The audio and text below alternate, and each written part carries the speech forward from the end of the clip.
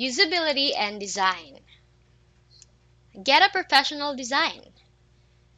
Now, whether it's an HTML template for an email, a blog theme, or a sales page layout, don't skip on design.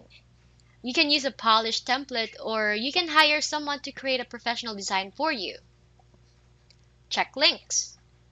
Nothing spells amateur like a web page, email, or other communication with broken links.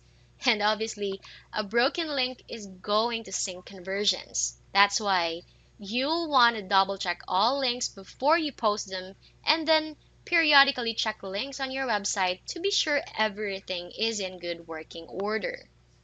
Now, if you're selling affiliate products, be sure to use a redirect link, preferably one that goes through your own domain first, rather than a direct affiliate link.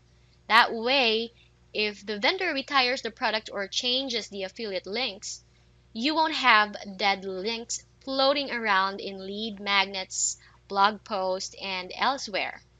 Instead, you can quickly and easily change the link to a similar product. Next, be sure forms and scripts work. The same reason as mentioned, it will look like amateur hour if your scripts don't work, and it's downright disastrous if your call to action involves that script. As such, check your forms and scripts regularly and be sure to check them across different devices and browsers to ensure they work for everyone. Do usability testing. The idea here is to get 3 or 4 people to complete common tasks on your website and then get their feedback regarding how to improve the process. For example, you can have users purchase a product and report on the process. Now check out these 2 best practices for usability testing. Get actual users. In other words, be sure your users are people who are from your target market or your ideal audience. Do it in person. You can also do usability testing via video, such as Skype. But the point is that you want to be able to see the user's face so that you can pick up on facial cues that the person is confused. For example, a furrowed brow. Here's the next conversion tip. Don't create hoops. If you're trying to get someone to take a specific action, such as order a product, then don't create unnecessary hoops between the user and the action you want them to take. Check out these 2 tips. Don't make buyers register for an account before they can complete the order.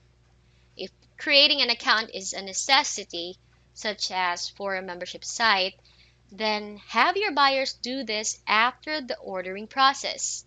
And be sure the registration process fills in the form as much as possible based on details the buyer provided during the ordering process. Next, do test an order form embedded directly into the sales page. In other words, see if you can boost your conversions by eliminating the need for people to click on an order button that takes them to an order form. Next up, check your font.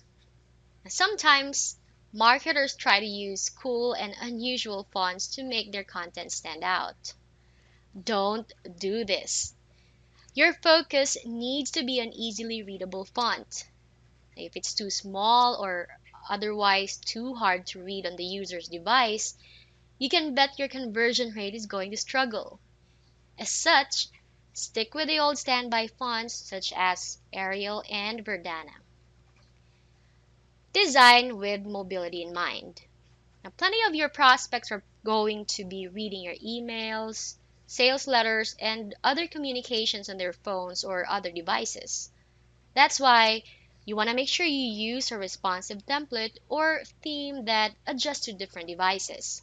In other words, web pages such as your sales letter should look good on both a 24-inch desktop screen and a mobile device. And keep these tips in mind. Be sure the design is truly responsive. This means columns, graphics, and other design elements automatically adapt to look best on whatever device the prospect is using. Then, make links easy to tap. This means putting plenty of space between links and creating big buttons so that mobile users who are tapping these links can do so easily. Next, add live chat. Now, if you have a customer service staff that's at least available and on during normal business hours, then you may consider offering a live chat option on your website. This lets prospects get their pre-sale questions answered immediately, which in turn boosts conversions. Watch for abandoned carts. If your traffic logs are showing that too many people are abandoning their shopping carts or order forms, then it's time to figure out what the problem is. Ask yourself these questions. Is the price clearly stated on the sales page?